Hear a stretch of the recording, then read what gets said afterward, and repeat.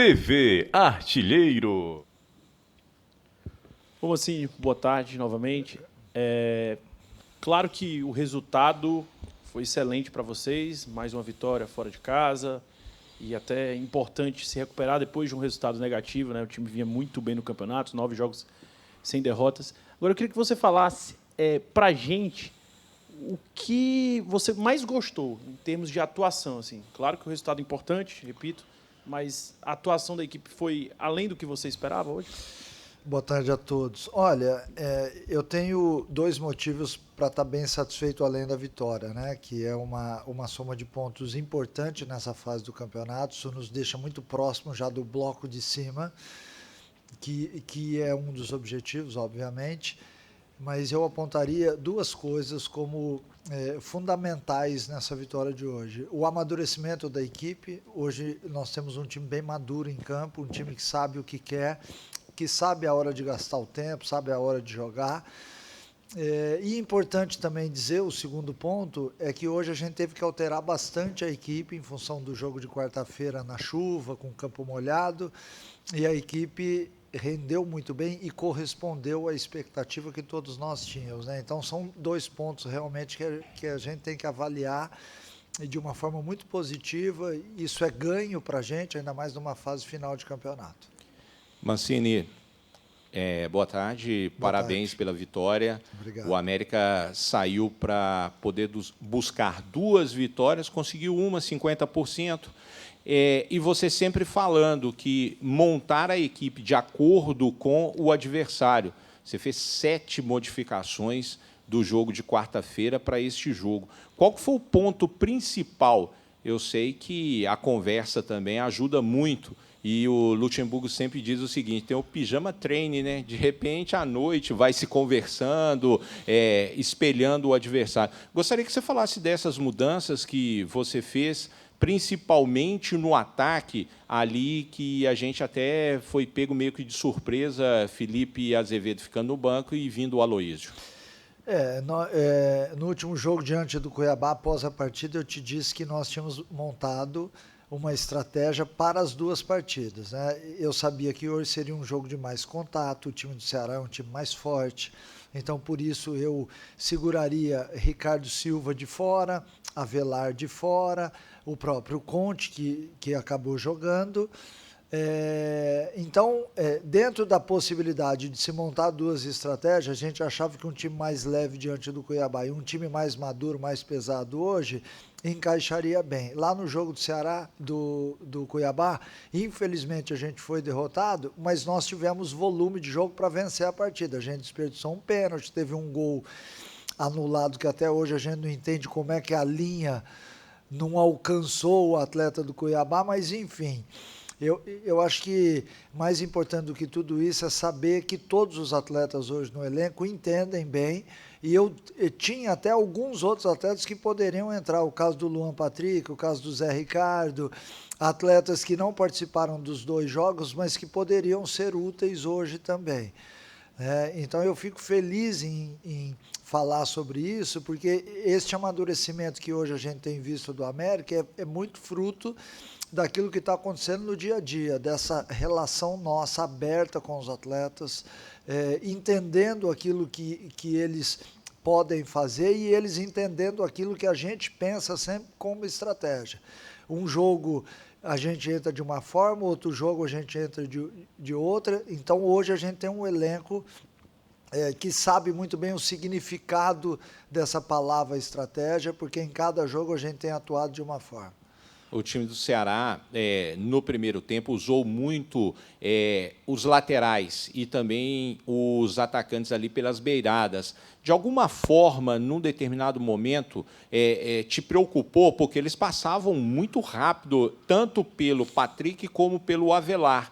De alguma forma, isso te preocupou ali, aí os jogadores se acertaram em campo. Como é que foi essa conversa, até mesmo para poder acertar esse ponto?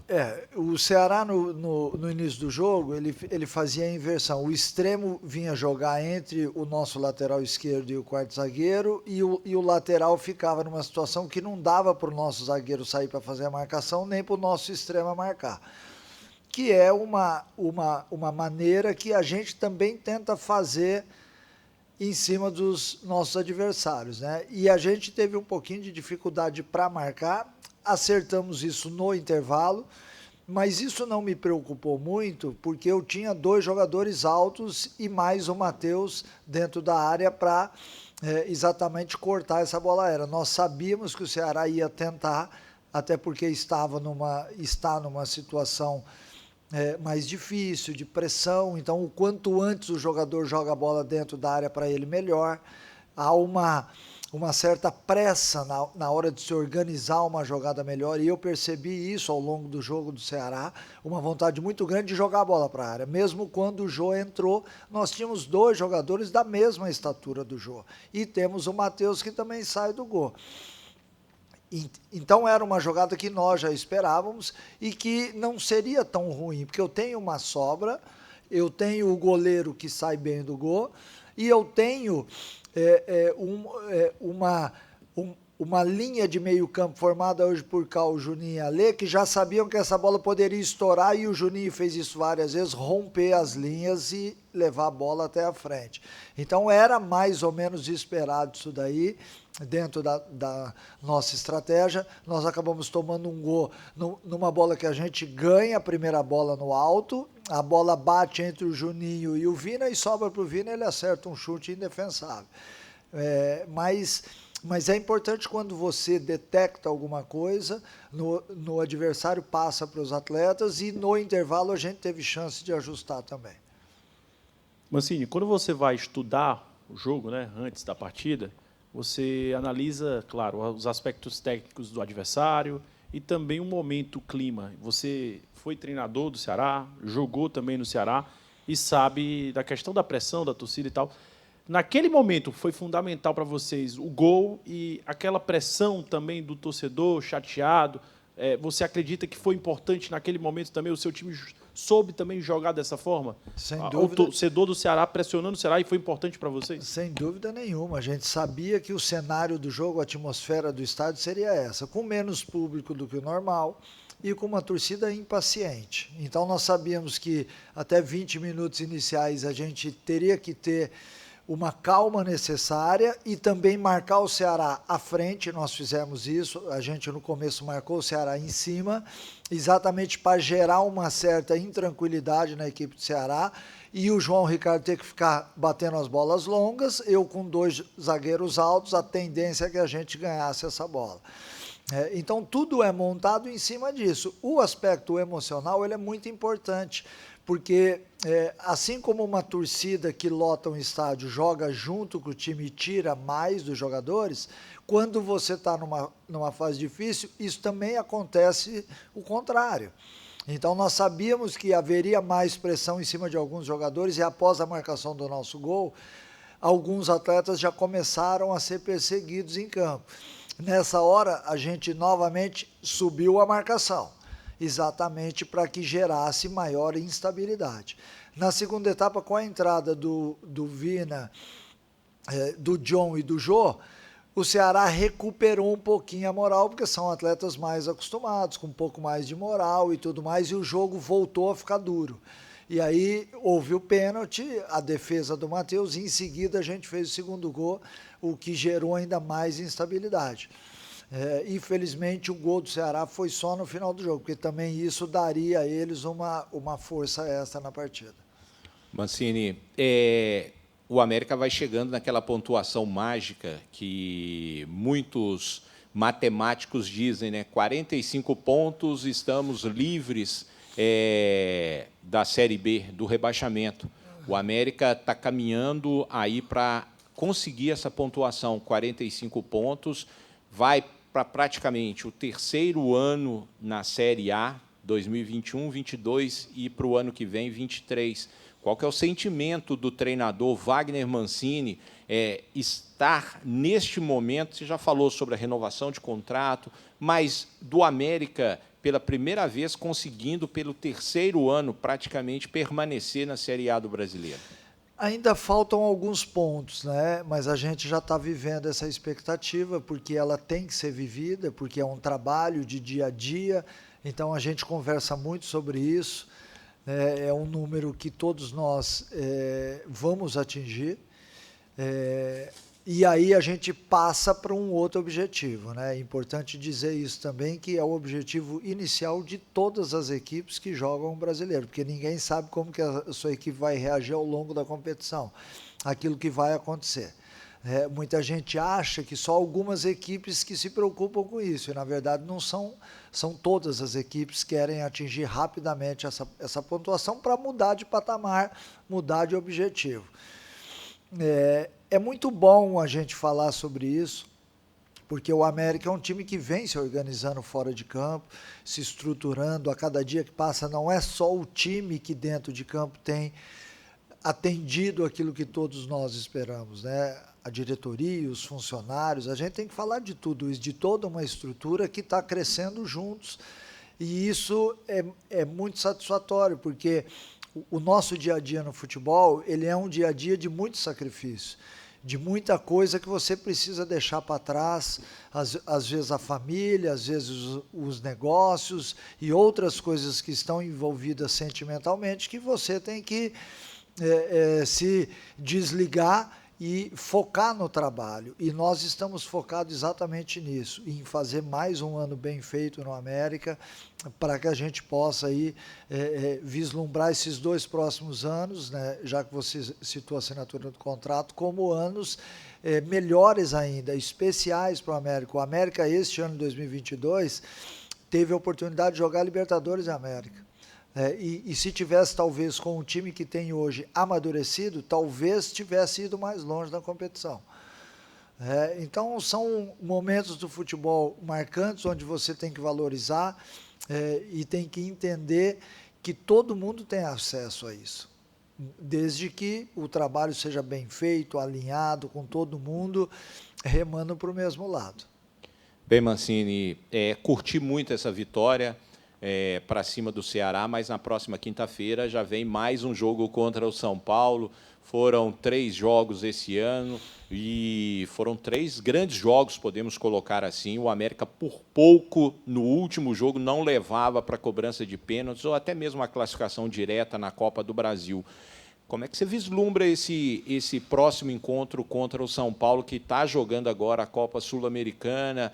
O que você já projeta um pouco para frente, até mesmo para o torcedor já ir se ligando? Com certeza mudanças no time vão ocorrer, né? Mas como é que você já projeta esse São Paulo? Eu acho que depende muito de como o São Paulo vai sair do jogo de hoje, da final da Sul-Americana, né? Uma vitória talvez haja, de certa forma, muita comemoração e tudo mais, e talvez o time venha modificado. À distância, a gente pensa assim. Se não for isso, talvez o São Paulo venha com sua força máxima, porque ele também tem que brigar no Campeonato Brasileiro. De uma forma ou de outra, a gente vai enfrentar o São Paulo, né? E é uma camisa muito forte, é uma camisa que este ano nos deu muito trabalho, e nós também demos muito trabalho ao São Paulo em todos os jogos, né? Então há um respeito muito grande de ambos os lados, mas eu acho que já está na hora do América vencer o São Paulo. Nós tivemos 2 empates e uma derrota, eu acho que chegou o momento. É lógico que eu estou falando isso daqui, mas há muito respeito acima de tudo, e quando você respeita o adversário, você faz de tudo para vencê-lo. Eu não poderia deixar passar essa pergunta para você, porque a gente vive a questão da arbitragem no futebol brasileiro.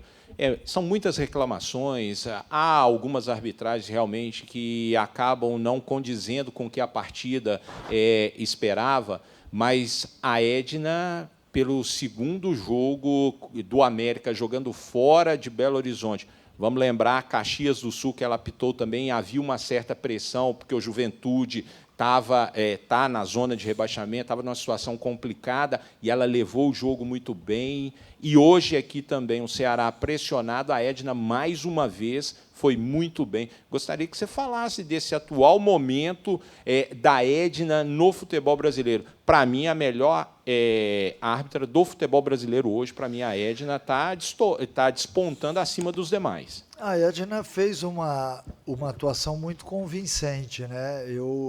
É lógico que quando você está vencendo uma partida e levanta uma placa de 7 minutos, óbvio que qualquer um ali acha que é muito, né? Mas depois, analisando com calma, a gente viu que só no VAR foram 4 minutos, a gente acaba, de certa forma, entendendo a posição do árbitro também, né? Ninguém está ali para errar, né? E a Edna fez um bom jogo, sim. Assim como a gente tem visto... e eu vou falar uma coisa aqui que muitas vezes a gente senta aqui para criticar, mas a gente tem que falar. Nos últimos jogos a gente tem visto boas arbitragens no Brasil. Então nós temos que valorizar isso também, falar para todo mundo ouvir, porque senão fica sempre a voz do perdedor achando que o árbitro lesou de uma forma ou de outra, né? Felizmente nos 2 jogos que a Edna apitou a gente venceu. Mas, acima de tudo, a gente tem que entender que não é fácil você vir apitar um jogo desse com muita pressão, com uma atmosfera muito contra, em todas as marcações de falta, a torcida reclamando, xingando, enfim. Mas ela foi muito bem, no meu ver. E o seu cartão amarelo? O meu cartão amarelo, eu não sei se você notou, mas ao término da partida eu entrei em campo, fui lá falar com ela e fui pedir desculpa para ela. Porque eu realmente passei do ponto na reclamação, mas eu passei do ponto de uma forma consciente, porque eu queria parar o jogo e chamar a atenção. Às vezes você toma um cartão, às vezes não toma.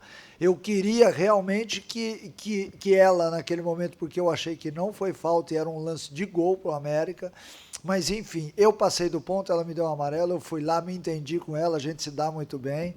Assim como eu me dou muito bem com todos os árbitros, porque eu tento de todas as formas respeitá-los e me colocar no lugar deles sempre. Às vezes a reclamação passa um pouco do ponto, mas a gente sabe o quanto é difícil você entrar em campo de amarelo e apitar uma partida para 22. Eu apito nos treinos, então eu sei muito bem o quanto há de reclamação em cima deles. Obrigado, pessoal. Boa noite. Valeu, um abraço.